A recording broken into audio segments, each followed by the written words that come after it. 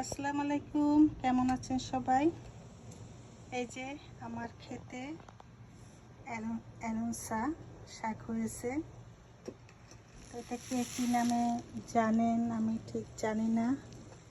Alone শাক বলে, তারপরে হাইসা শাক বলে।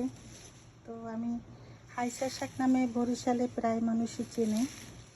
তো এটা আমার ক্ষেতে অনেক হয়েছে মাশাআল্লাহ। আমাকে শ্রাবণীর আম্মা 3-4টা গাছ উঠিয়ে দিয়েছিল তার ক্ষেত থেকে। তো আমি এনে লাগানোর পরে আমার অনেক হয়েছে, আরও একদিন খেয়েছি। থ্যাংক ইউ আপা আপনাকে।